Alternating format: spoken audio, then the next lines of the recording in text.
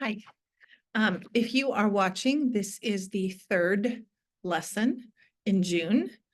So we will take our third animal. Week one, we read Fables, which concentrated on the lion.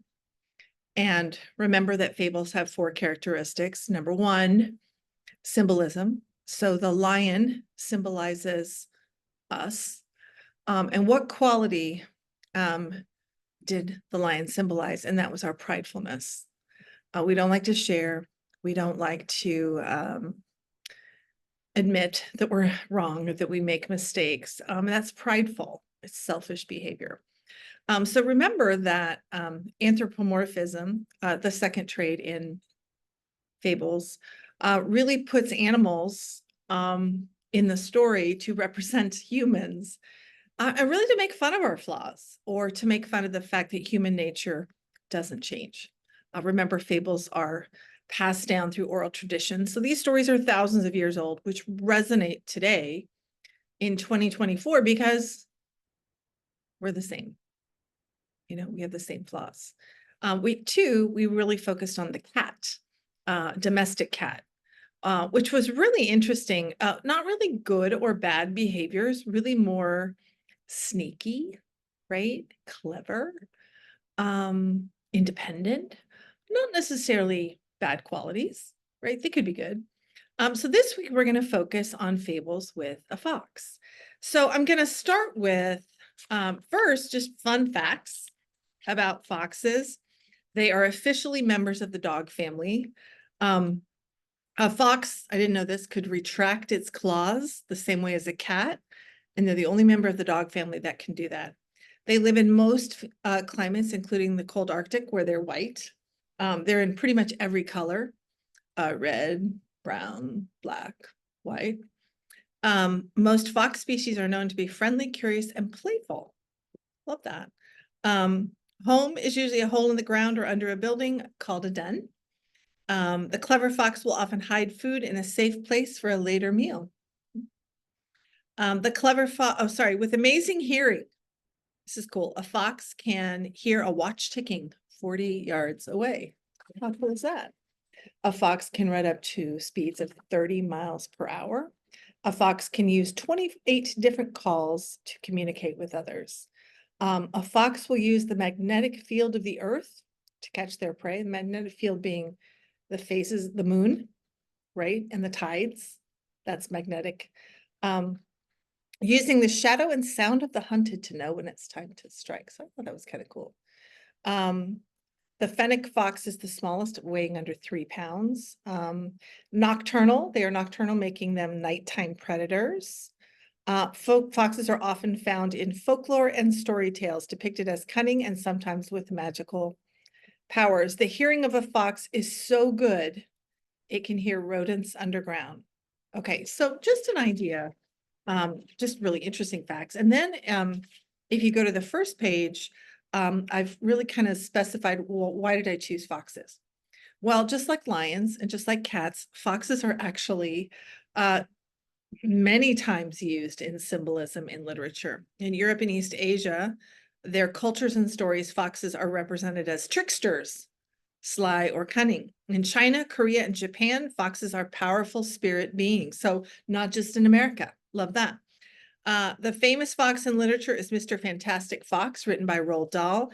If you're familiar with Dora the Explorer, maybe you have smaller siblings, Fox Swiper is a sneaky and sly personality on the show. There are phrases that come from fox fables, sly as a fox or out fox. In Africa, the Fennec Village red fox symbolizes cleverness. In Asian culture, the fox symbolizes intelligence, cunningness, mischief. In Japanese folklore, the fox symbolizes good fortune, good luck. So really, the only fox that is associated with bad luck is a black fox, kind of like a black cat. So what you'll see here is just really fascinating, the connection. They are very, very similar. Okay, so we're gonna read per week one and per week two, 3 different fables. We're gonna start with the fox and the stork. And I'm gonna go ahead And I'm going to. Hello.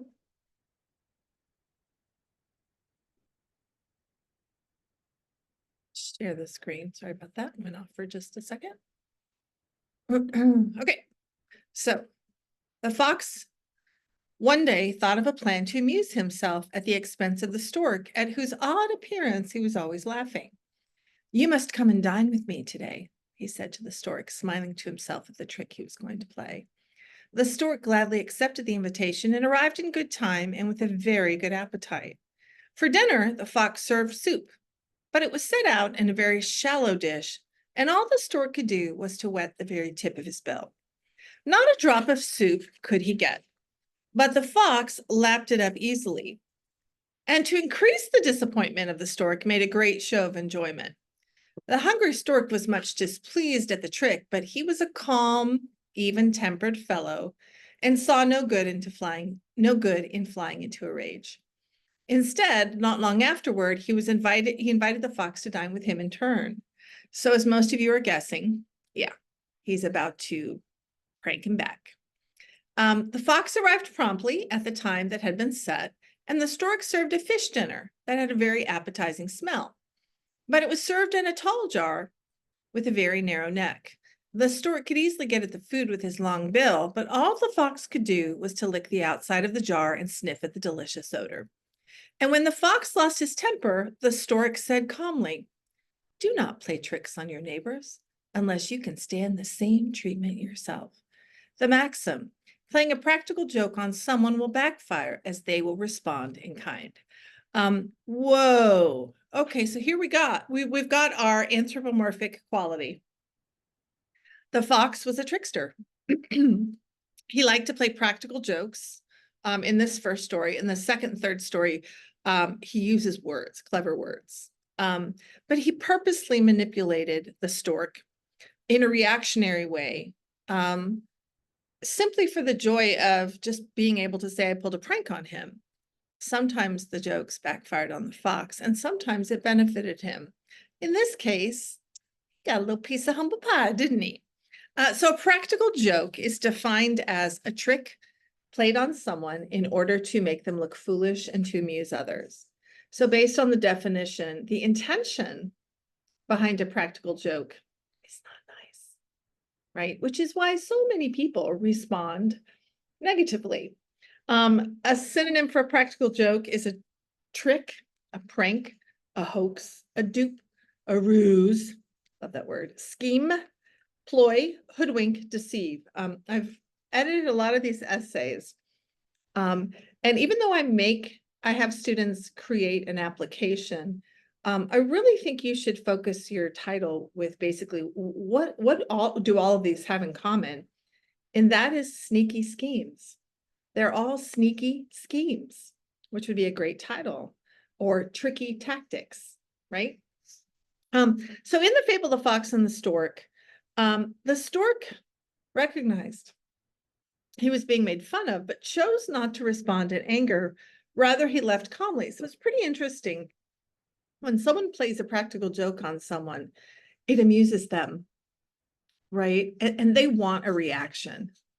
But what's really fascinating here, and what I love the story pulls out, when the fox had the joke played on him, when he got a little piece of exactly what he deserved, he lost his temper, right? He behaved badly.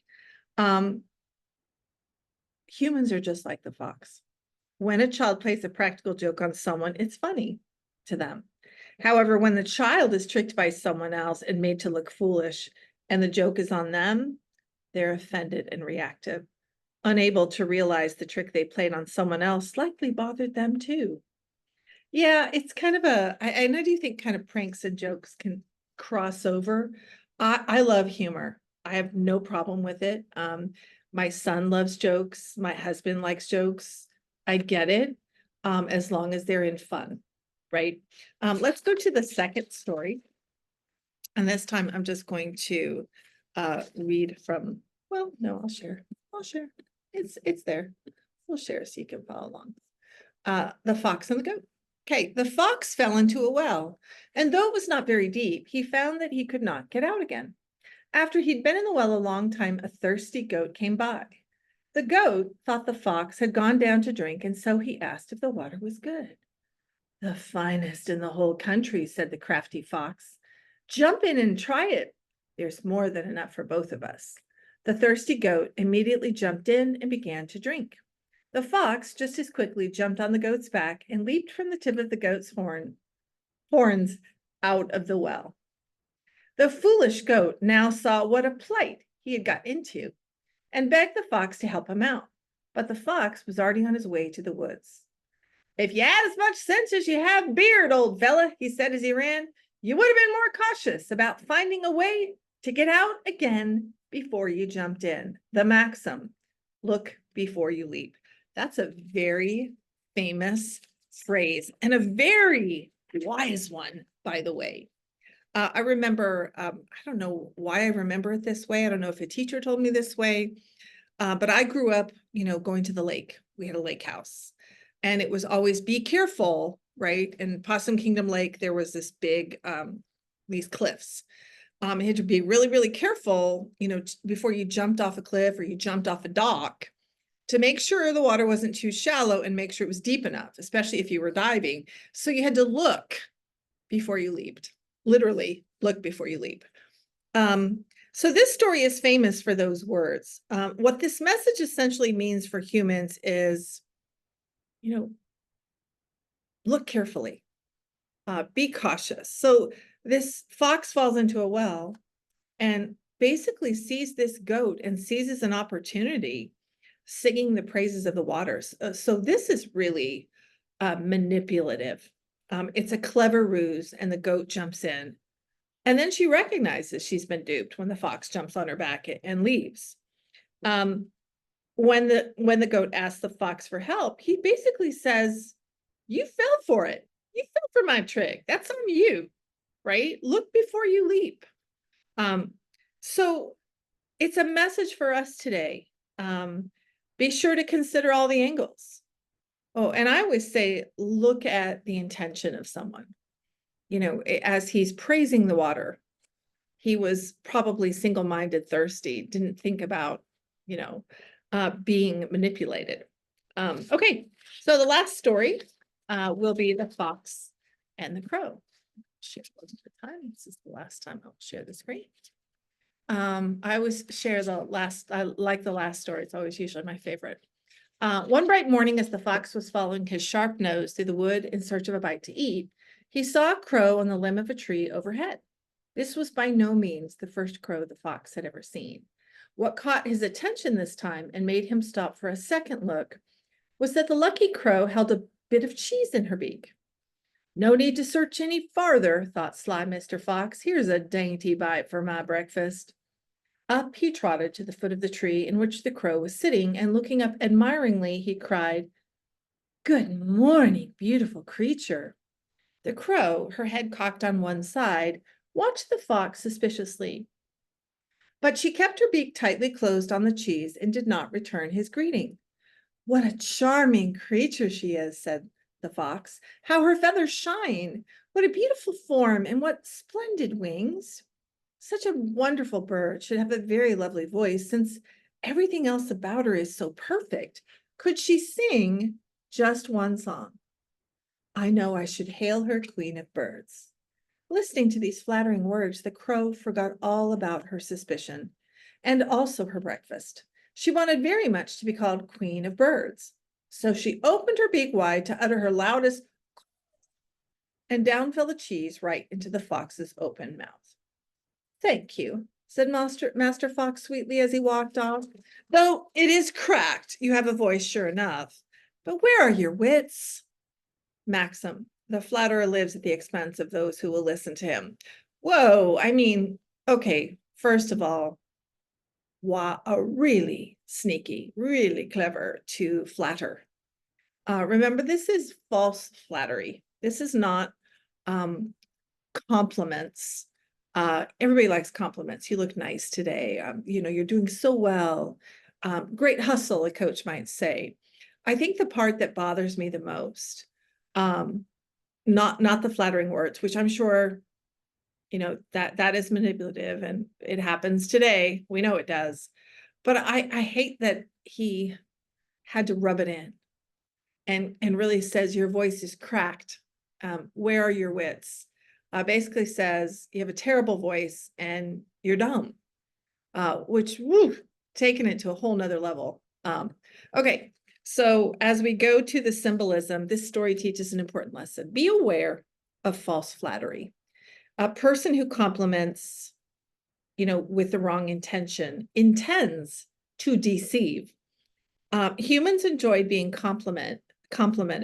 We feel special when someone says, you look pretty today, you look nice, you look handsome. But children, especially, need to be careful and recognize the intention when someone gives the compliment, right? And I think all of you kids know popular girls, there's a Mean Girls movie out. I use this example in class, and the Mean Girls movie's been around for 20 years. And ladies and gentlemen, they're based on the books, the Click books by Lizzie Harrison. Lizzie Harrison is an author who used to work for MTV, and she found how horrible people were. They'd say compliments to your face and backstab you and gossip about you behind your back, which is basically what Mean Girls and the premise is about. And all of those Click books were about. And yes, those are elementary level books.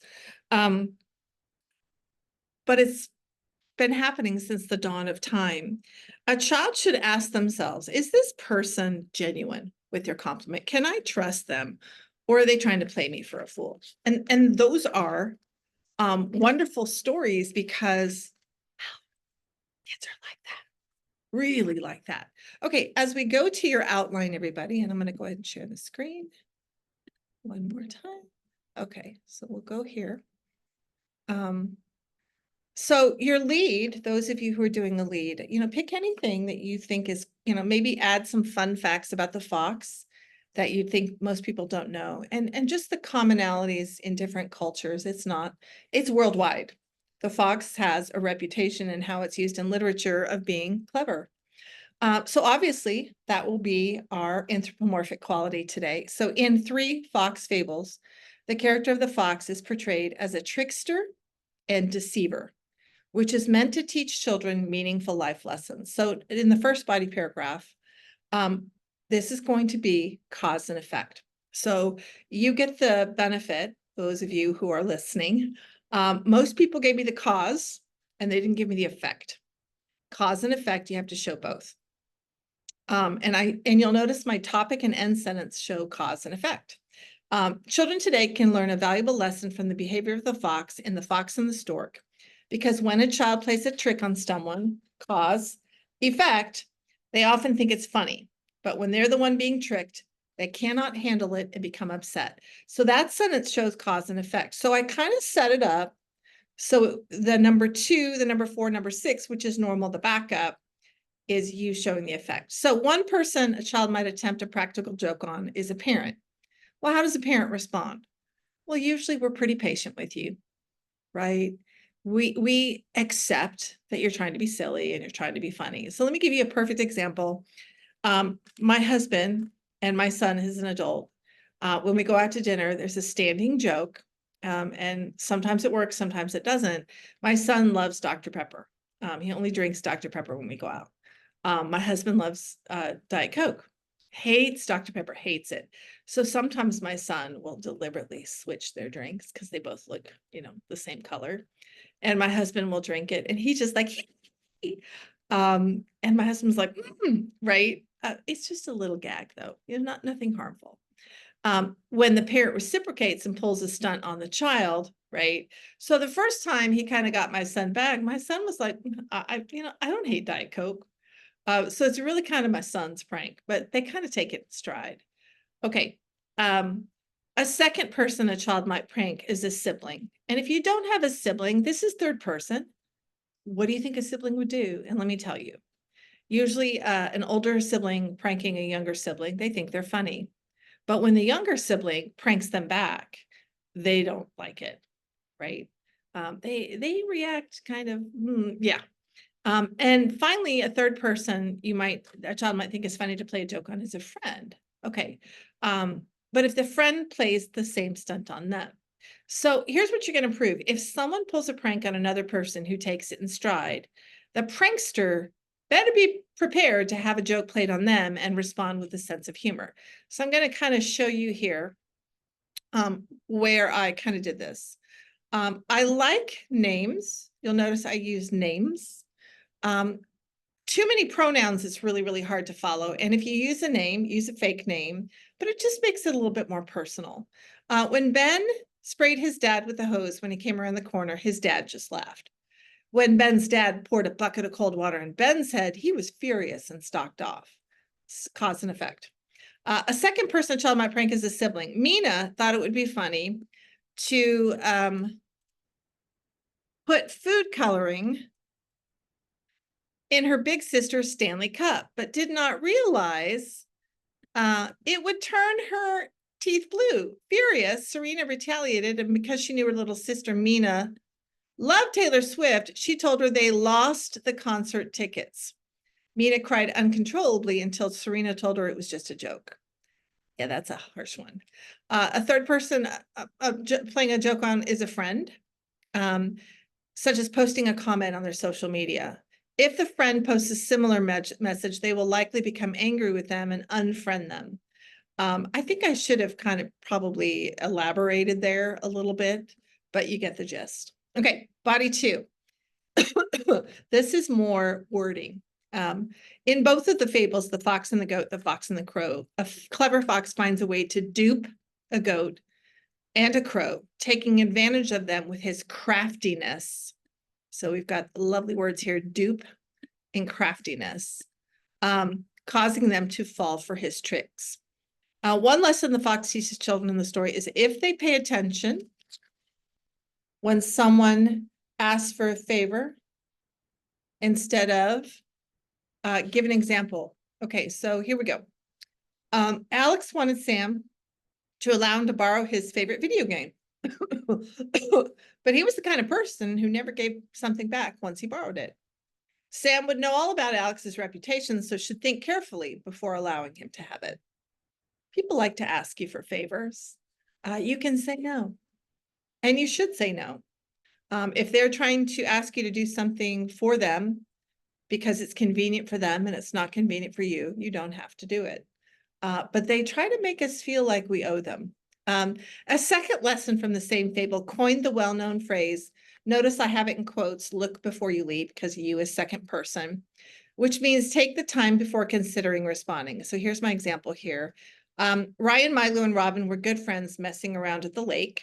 Someone dared Ryan and Milo to jump from the top of a high cliff into the water, but Robin stopped and told them that was a crazy idea.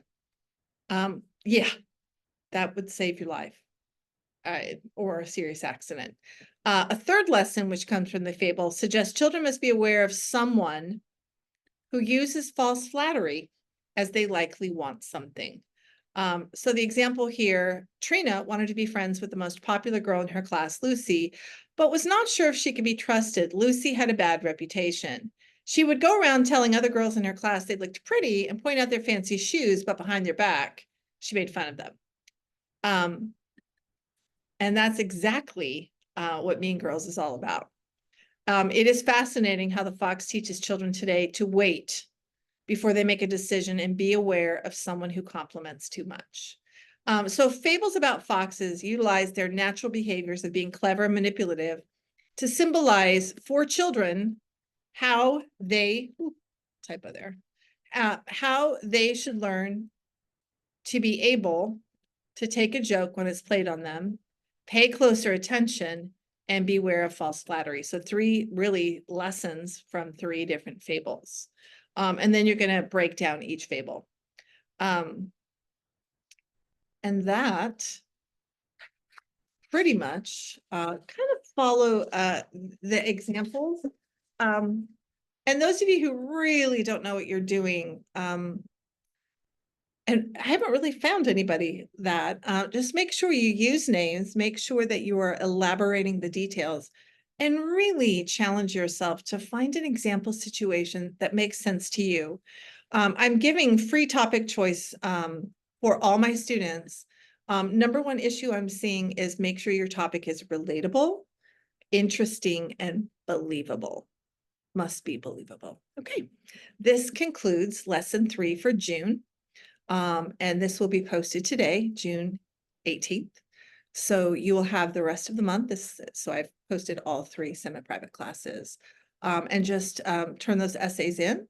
And once you have edits, please send back revisions as soon as possible. Okay, have a great day. And if you're on vacation, I hope you're getting a wonderful rest and relaxation, and it's wonderful and stupendous and great for your family.